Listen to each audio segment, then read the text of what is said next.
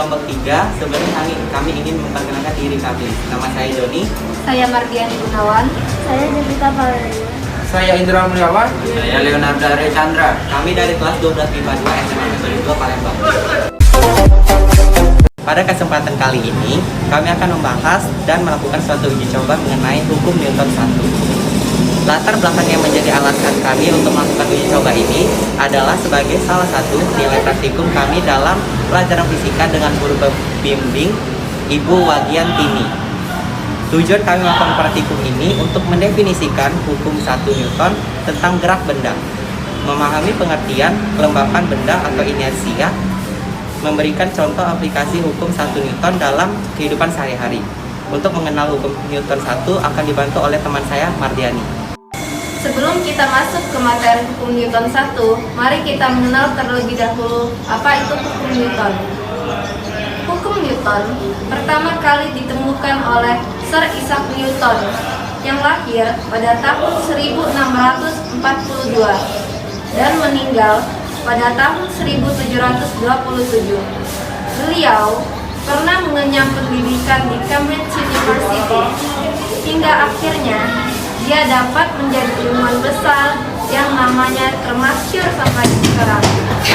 Newton berhasil merumuskan 3 hukum yang fundamental tentang gerak dalam bukunya Filosofi Naturalis Principia Mathematica pada tahun 1686. 3 hukum ini antara lain hukum 1 Newton, hukum 2 Newton, dan hukum 3 Newton. Namun, yang akan dibahas dalam kelompok kami yaitu tentang hukum 1 Newton yang akan dijelaskan oleh teman saya, Leonardo. Sifat benda pada hukum Newton 1 cenderung mempertahankan keadaannya semula dengan sifat kelembaman atau inersia yang sama. Itulah sebabnya mengapa hukum Newton 1 disebut juga dengan hukum kelembaman. Bentuk dari momen inersia pada hukum Newton 1 beragam.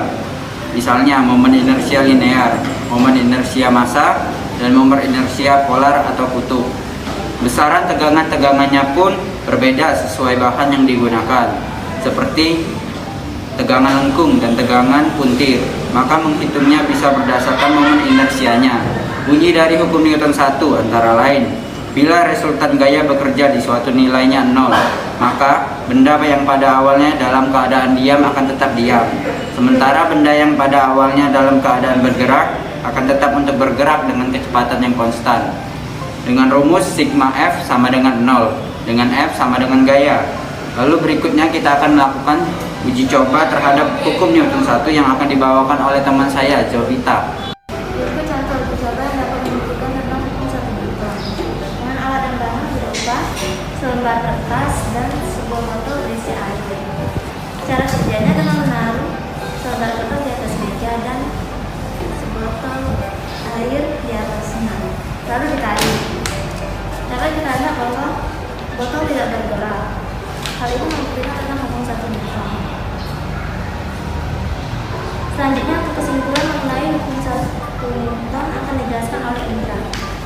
Kesimpulan dari semua penjelasan yang telah disampaikan oleh teman-teman saya mengenai hukum 1 Newton adalah bila resultan gaya bekerja di suatu benda nilainya 0, maka benda yang pada awalnya diam akan tetap diam. Sementara benda yang pada awalnya bergerak akan tetap bergerak dengan kecepatan konstan dengan rumus sigma F sama dengan 0. Sigma F sama dengan gaya. Saran kami, setelah menonton video ini, teman-teman sudah memahami dan menjadi tahu tentang hukum 1 Newton dalam kehidupan sehari-hari.